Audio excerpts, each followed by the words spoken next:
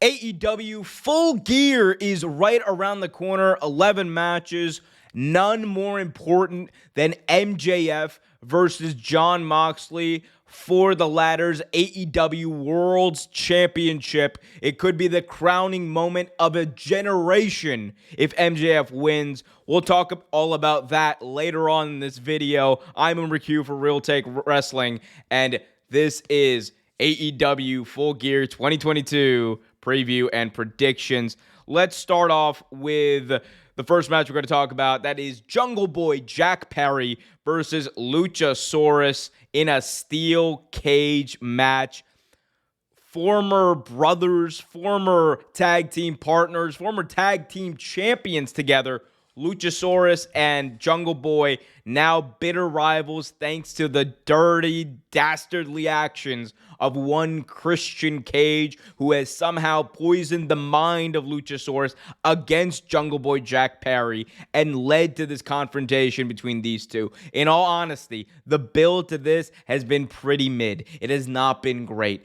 Jungle Boy Jack Perry has just been almost stuck in this feud with Christian Cage for the better part of 6 months. We thought that we were going to get the head-to-head matchup that we wanted back at AEW All Out. That didn't happen because of Christian's injury. He suffered an elbow injury, so he's out for a while. He's on the shelf. And they've just kind of prolonged this feud with Luchasaurus and Jungle Boy Jack Perry.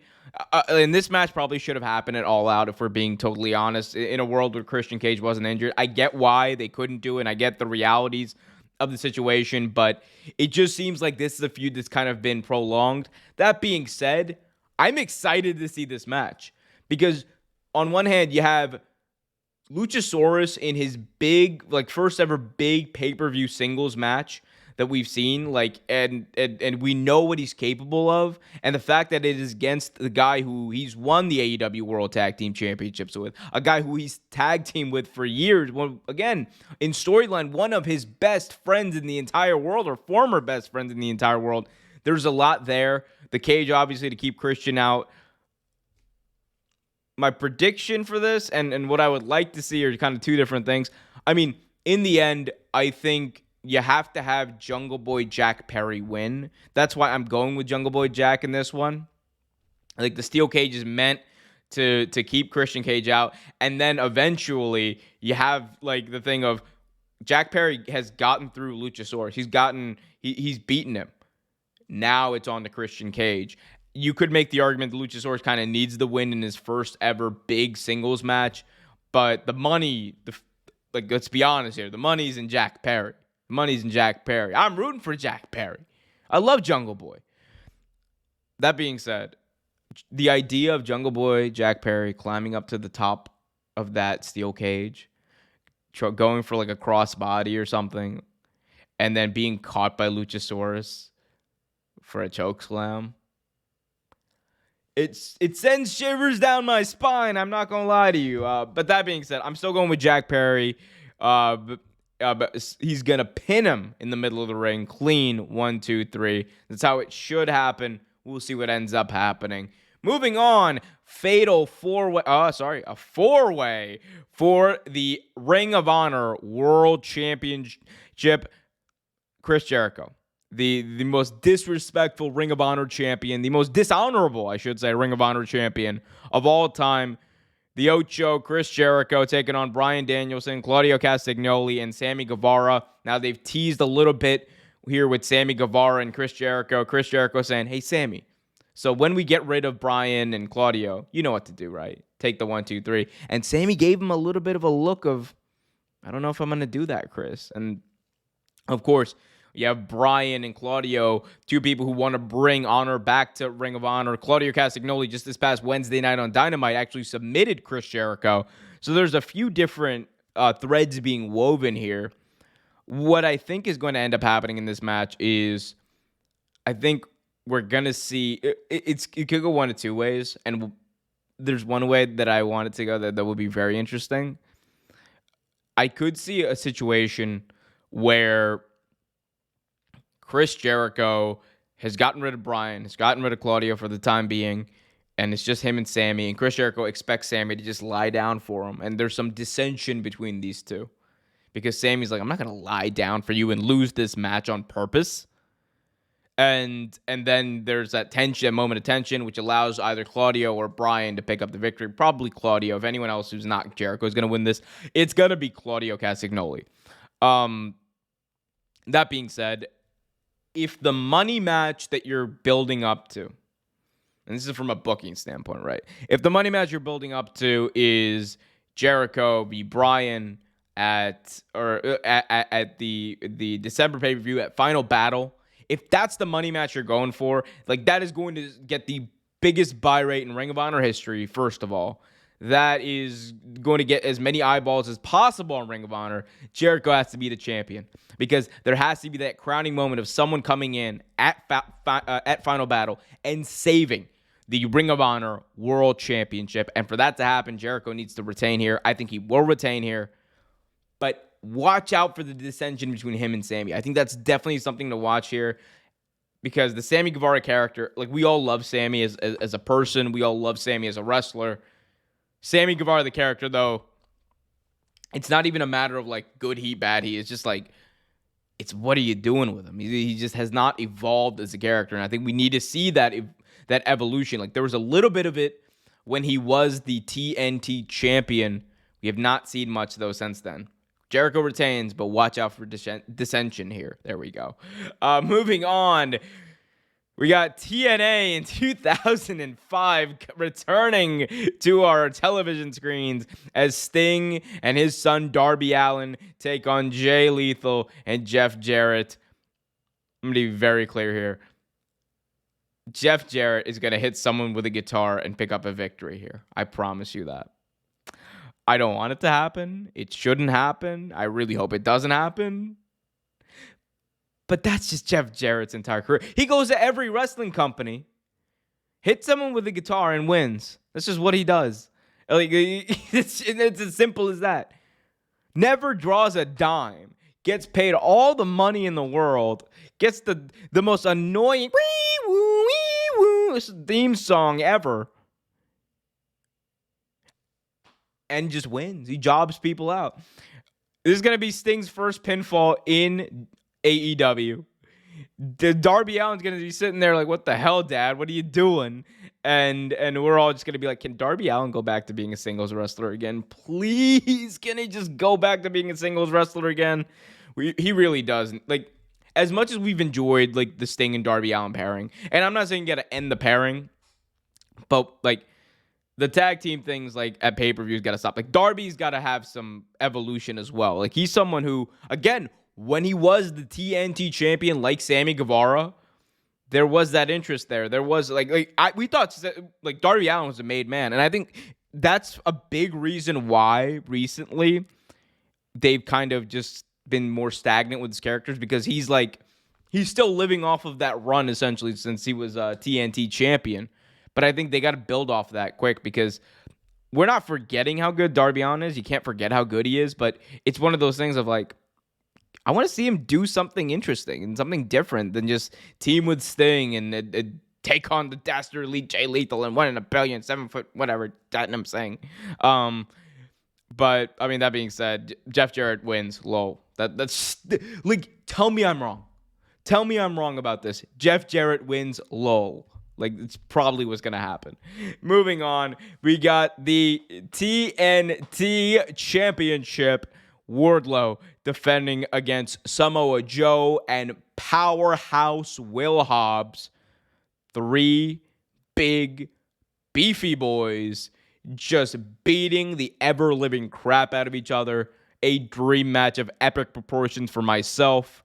I love Powerhouse Hobbs. Ever since the first day I saw him in AEW, I think like the first time I noticed him was in I believe it was in one of the battle royals they had like during the pandemic. I forgot which one it was. Regardless, I was like, oh, star. I was like, star. That guy, he's a star.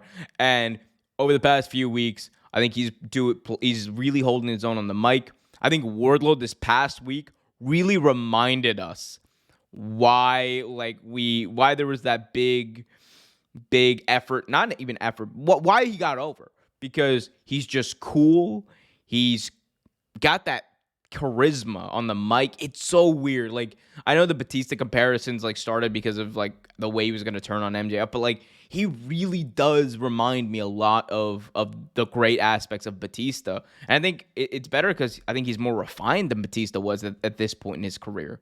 So I think like the sky's the limit for Wardlow, and you add in someone like Samoa Joe, who's already the Ring of Honor TV champion, and he's like wrestling Wardlow. I mean, I think in this match, Wardlow is going to end up pinning Joe.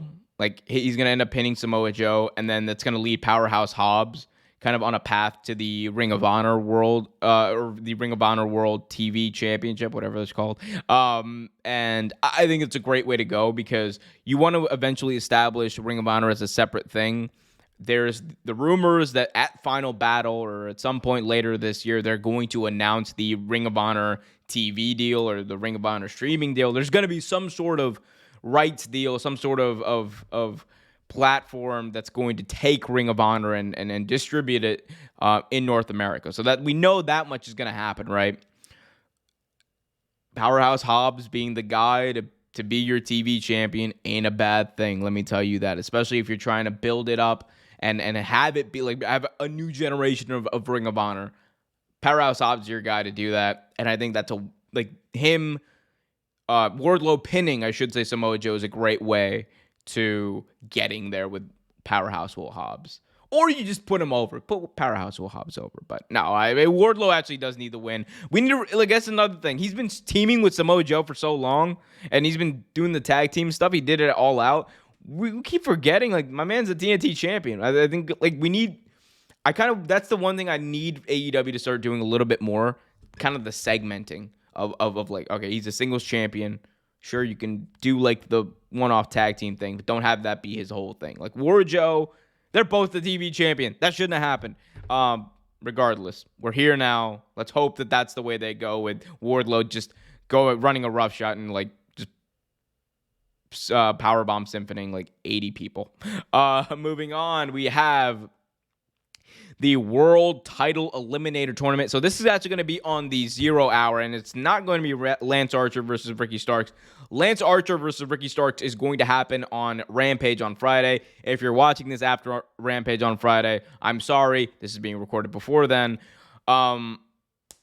Ricky Starks going to win this. Spoiler alert, whatever. He better win this. If he doesn't, then I'm not even going to do a thing for Lance Archer winning this. I love Lance Archer, but Ricky Starks.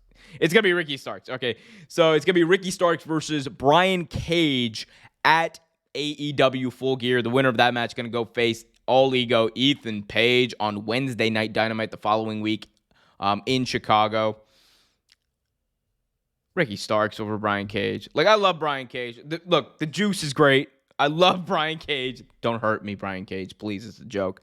But Ricky Starks needs a big pay-per-view win. This is a good way to do that, and kind of get him hot. And then, like, you have him versus All Ego Ethan Page. There's a lot you could do there. But I think Ricky Starks should be the one, like, assuming MJF is going to win the AEW World Championship.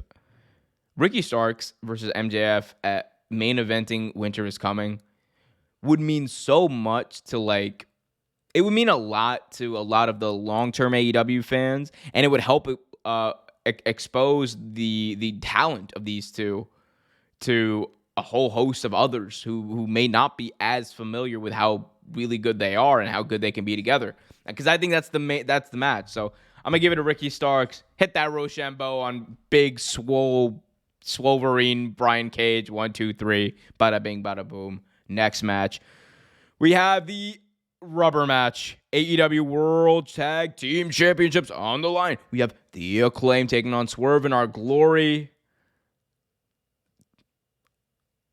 The Acclaimed won at Grand Slam. I was at All Out when Swerve in Our Glory retained, and the Acclaimed were the most over thing on the entire planet. CM Punk himself, his pop paled in comparison to the pops that the Acclaimed were getting that night. The Acclaimed are winning this match because, first of all, everybody loves the Acclaimed. Secondly, I need to get me a foam finger. And thirdly, and more importantly, I think they're just the hotter team. They're the better team right now. I think Swerve and Our Glory, their run has kind of, I'm not saying fizzled out. That's not what I'm trying to say. Their run has kind of come to a conclusion. Swerve is going in one direction. Keith Lee's going in another. Eventually, they either have to converge or bump into each other. And I really hope it's the latter part, because we got a taste of what Swerve versus Keith Lee was going to be, what it could be now with Sneaky Swerve, dastardly Sneaky Swerve, doing what he does, and like him getting into it with Keith Lee. Like, I love the Luger Sting dynamic that they've been doing with Keith Lee, trying to like just kind of like, not really caring or not really noticing a lot of Swerve's most heelish attributes, and him and Swerve kind of hiding his shenanigans from Keith Lee. It's been very reminiscent of Luger Sting in the 90s in WCW. That being said, all that to say, scissor me, because the Acclaimed are going to retain their championships. I'm going to see a situation where Keith Lee takes the pinfall, and then after the match, Swerve, boots him with a low blow and just beats him down. They can go into their feud, and we can have more awesome wrestling between these two. But the Acclaimed going to retain. I don't think. I think the money match now is the Acclaimed versus FTR. Like, that's the next money match that I really want to see. And you know what? As great as FTR are, your boys are going to be rooting for the Acclaimed in that one. I'm just saying. Moving on, we have the return of Paige here. No, Saraya here. Saraya finally, by God, finally cleared to wrestle after years of rehab, after years of trying to get cleared.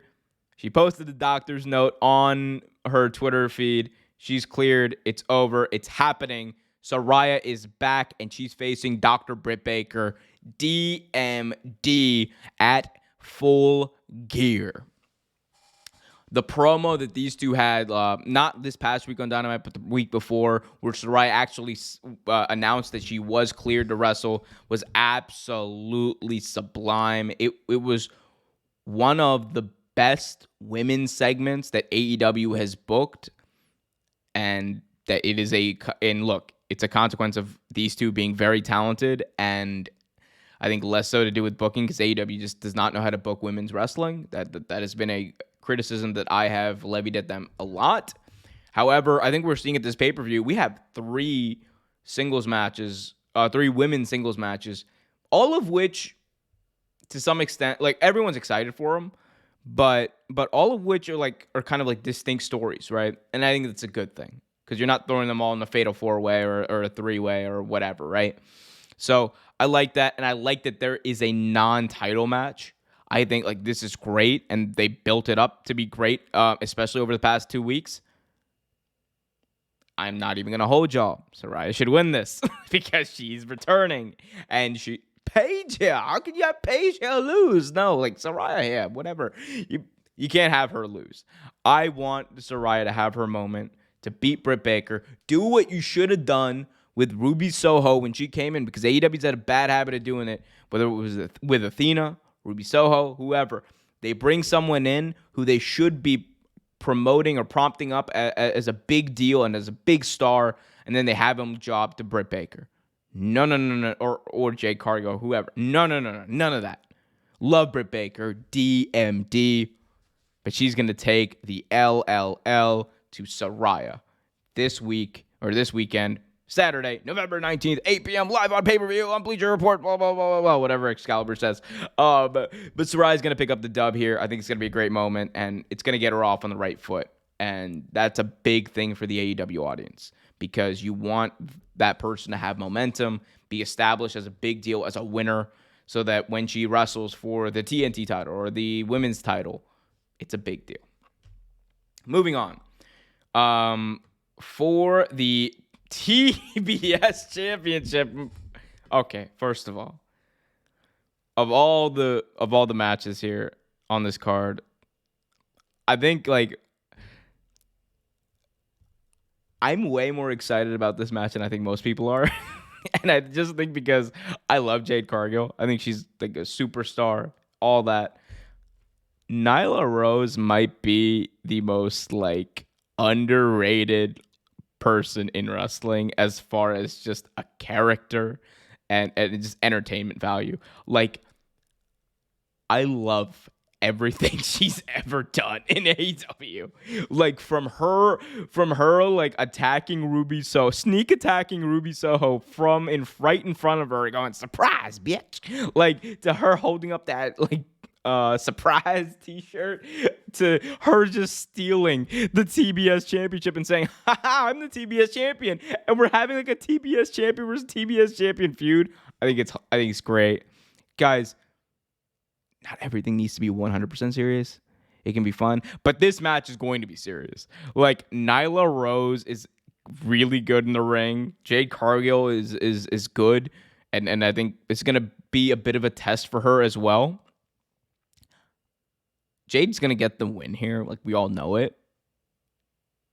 But man, I'm a huge Nyla mark. Like, I love Nyla Rose, and I just like, if she did win it, I wouldn't be mad. Like, I mean, like, I get why people would be mad. I wouldn't be mad, but I mean, she's obviously going to take the L here. But I just like the fact that she's being used in somewhat of a meaningful way on TV. I've liked it. I'm going to like this match. I'm liking a lot of these matches, honestly. Speaking of liking matches,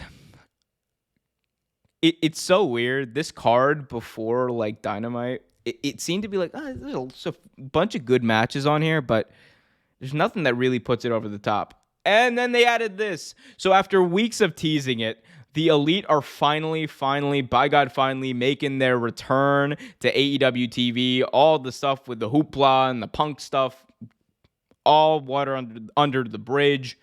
The Elite are undeleted, and they are back in action. Death Triangle called them out last week on Dynamite, and we then saw this graphic of the Elite versus Death Triangle at Full Gear for the AEW World Trios Championships appear. You have the inaugural champions who were stripped of their belts just immediately after they won them against Death Triangle, who won those belts that same night. And this feud has like so many layers to it. Because not only do you have the inaugural Trios champions who were stripped of their belts and never lost them against the Death Triangle who won those belts and defended them for as long as the Elite have been out.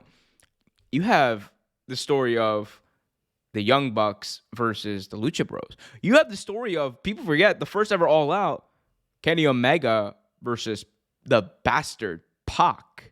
Because remember, Moxley missed that show due to I believe it was like a bacterial infection. So you have a lot of layers here to work with. I think this is going to be like spectacular, like on a whole different scale. Like, you have legitimately the two best trios in the world. As far as who wins, I think it's a legitimate toss-up here. Nah, I'm just messing with y'all. The Elite go win this match. The Elite gonna win. We be the Elite. Be the Elite. Like, they're gonna win this match. It's not even like, I love Death Triangle. I do think Pac is going in like a different direction. It's like very similar to the Swerve kind of thing. And unlike Swerve and Keith Lee, where I said they're gonna converge, I think Pac and Death Triangle or Pac and the Lucha Bros are eventually just gonna kind of go in their separate ways. That's just where the characters are going. And the Elite are making their triumphant return after being vindicated, or whatever you want to call it.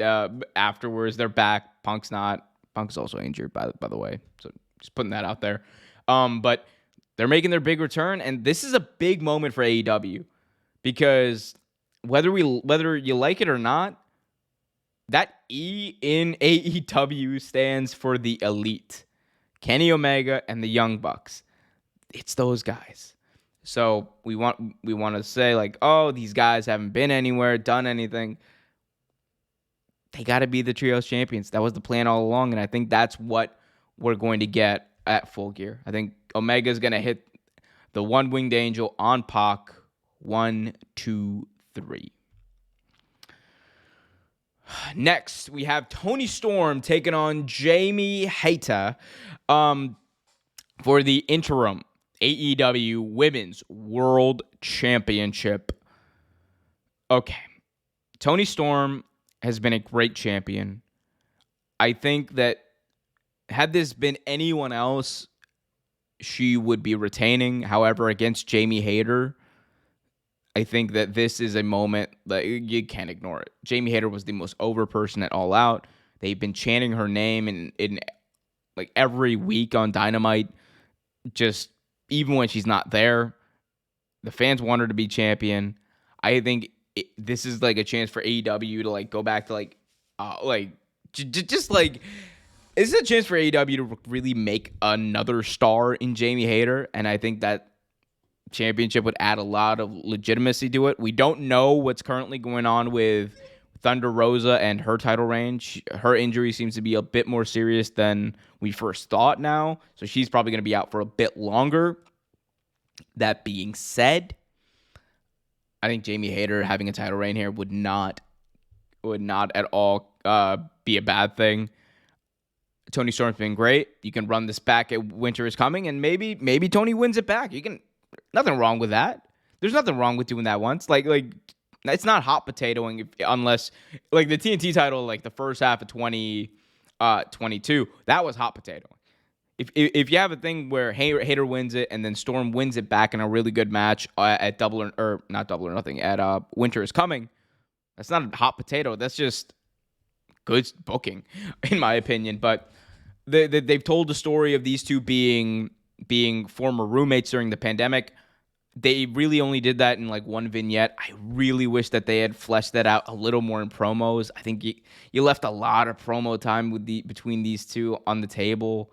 At the end of the day, we're going to be there to see them fight, so it's fine. But I think they missed an opportunity there with some promos. That being said, Hayter will win this. Hayter will win this. They hate it. They hate us because they ain't us. Jamie Hayter picks up the victory. 1, 2, 3. Smack dab in the middle of the ring. No help from Britt Baker, DMD. And I think we could see also a Jamie Hayter face turn when Britt and Reba turn on her. I think that's in the cards if she wins. And moving on once again, finally, we're at the end of the road here. The main event of AEW Full Gear, the All Elite Wrestling World Champion Jon Moxley defending his title belt against Maxwell Jacob Friedman, MJF, a match 2 years in the making, a callback to All Out 2020 when Maxwell Jacob Friedman lost to Jon Moxley in a match where his Death Rider move was in fact banned, and Moxley hit it anyway when the ref had his back turned to pick up the victory. Granted, MJF was also going for his Dynamite Diamond ring, but the build-up to this has been really good. The William Regal MJF part of this feud has been great. Like, that promo really added so much more to this. Now we're all wondering so many things. The firm has turned on MJF. Is that a long con with them? Is he actually still in cahoots with Stokely Hathaway and crew? We've also got this weird thing of maybe William Regal is going to be the guy to like turn heel on the Blackpool Combat Club and Jon Moxley and become MJF's manager. There's so much there. Here's what I will say. The idea of William Regal turning heel and doing that is very cool. I just don't think that is what's going to happen. I really don't think that's what's going to happen. I think that the long con with the firm is the better storyline. It's the most true to character for MJF. MJF, by the way, has been doing a lot of face work. Like he's been, doing the whole thing, come on, with the crowd. He's been playing with the crowd. He's been playing very nice with the crowd lately. Like he said, the biggest trick the devil ever pulled was convincing you that he didn't exist. And that's what MJF has been saying for the past few weeks. It's what he's out to prove. He's been playing nice with us for very, very long, and I think it's all going to be to burn us at Full Gear. because at Full Gear, the way I see this going down is at the end, you're going to see Stokely Hathaway and the Firm surround the ring. Maxwell Jacob Friedman's going to be looking around like, oh, gosh, darn it. Like, they're going to attack me. They're going to attack me. And then Stokely Hathaway looks at MJF, reaches into his pocket, puts down the Dynamite Diamond ring. MJF picks it up, looks at it, goes to throw it away, puts it on, boom, hits it like he didn't do it 2 years ago, and then hits his Salt of the Earth. 1, 2, 3. And new All Elite Wrestling World Champion Maxwell Jacob Friedman, MJF. This can go into the bidding war of 2024 storyline. There's so much there. The four pillars of AEW. The matches that MJF could have as world champion. And honestly, the worth that he can prove himself over the next year as champion, I think, outweigh any of the negatives, outweigh even Moxley being champion at this point, because we've seen that. Moxley's a 3-time champion now. MJF is the guy. And I know AEW believes in that. I know people in WWE believe in that. The fans believe in that. It's time to crown him. And at Full Gear, in front of his masses at Newark, New Jersey, and myself also, he is going to do just that. He's going to be your new world champion. AEW Full Gear, preview, predictions, all that jazz. We just did it. I've been Omer Q for Real Take Wrestling. Y'all let me know what you guys think. Who do you guys think are going to walk away as the winners on Saturday night? Let me know in the comment section below. And hit that like button, subscribe, and hit that notification bell so you get notified whenever a new video is released.